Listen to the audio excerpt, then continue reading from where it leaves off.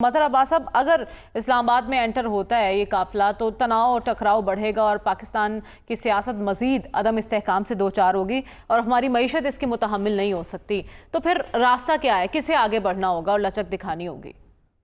देखिए, दो तीन चीज़ें हैं जिससे रास्ता बन सकता है। एक चीज़ तो ये कि चलें, एक बड़ा इशू है कि मैंडेट हमारा वापस करो, और जाहिर है 8 फरवरी के इलेक्शन पे बड़े सवालात हैं।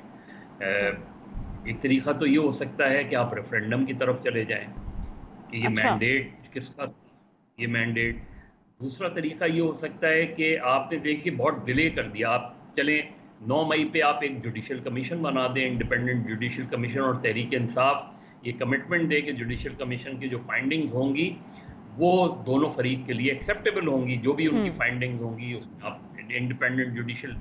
तीसरा ये है कि ये होता है तरीक़ाकार कि चलें, ज़ाहिर है साबिक़ प्राइम मिनिस्टर हैं, उनको आप जेल में नहीं तो बनी गाला शिफ्ट कर दें उस वक्त तक के लिए जब तक ये चीज़ें जो है किसी भी तरीके से कोई एक नतीजा नहीं पहुंच सकता उसमें। तो एक गुडविल जेस्चर्स होते हैं, एक जेस्चर्स होते हैं और सोल्यूशन की तरफ देखिए 2014 में 126 दिन के बाद सोल्यूशन ही निकला ना। सोल्यूशन यही निकला कि एक जुडिशल कमीशन बना, उसने धांधली की इंक्वायरी की, उसकी फाइंडिंग ये थी कि लार्ज स्केल धांधली नहीं हुई है लेकिन इरेगुलरिटीज बहुत हुई हैं, और दोनों फरीक ने उसको माना, उसको उन चीज़ों को।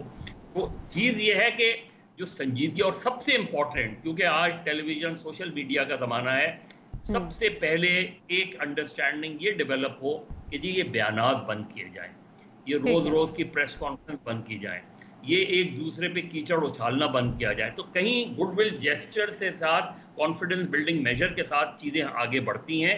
अगर सोल्यूशन निकालना है तो सोल्यूशन मौजूद है, अगर ठीक है, सोल्यूशन मौजूद है, लेकिन संजीदगी किस हद तक है दोनों तरफ ये देखना बाकी है। रसूल बख्श रईस साहब, अंडरस्टैंडिंग और ट्रस्ट बिल्डिंग, क्या ये मुमकिन हो सकता है सियासतदानों के दरमियान? क्यों नहीं हो सकता। दुनिया में हमने कई मरतबा देखा है, हमारे मुल्क में भी कई मरतबा ऐसा हुआ है, लेकिन उसके लिए दिल और नियत साफ़ हो, और अगर मकसद ये है कि हमने अपने इक़्तिदार को तूल देना है, और दूसरी तरफ से मकसद ये है कि हमने हर सूरत में एक ऐसा इनकलाब ले आना है कि जिसमें बाकी ख़त्म हो जाए और हम ही सिर्फ इक़्तिदार में रहें, तो ऐसे में जो एक सियासी कशमकश का माहौल बनता है उसमें कोई डायलॉग नहीं हो सकता, उसमें कोई अंडरस्टैंडिंग नहीं हो सकती।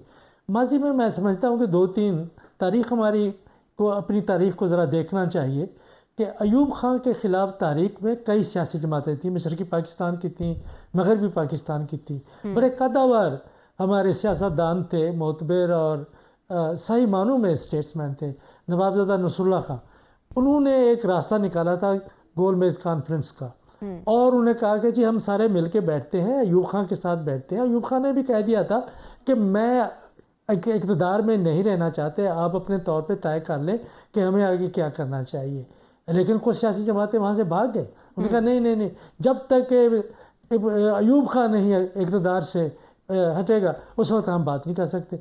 उस वक्त भी मामलात खटाई में पड़ गए थे। अब देखिए PNA के और पीपल्स पार्टी के चेयरमैन जुल्फ़िकार अली भुट्टो के दरमियान जो मुज़ाकरात थे, वो अगर संजीदगी होती तो कई लोगों ने लिखा है कि जी हम करीब पहुंच गए थे, पर करीब पहुंच गए थे तो वहां तो नहीं पहुंचे थे।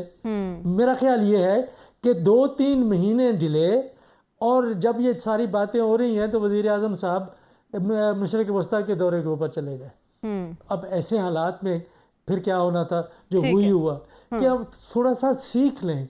मेरा ख्याल ये है, ठीक है, माजी से सीखने की ज़रूरत है, लेकिन यहाँ पर माजी से कोई भी कुछ भी सीखने को नहीं है। हमें इसी पॉइंट पर डिस्कशन को आगे बढ़ाना है, लेकिन इस ब्रेक के बाद स्टे विद अस।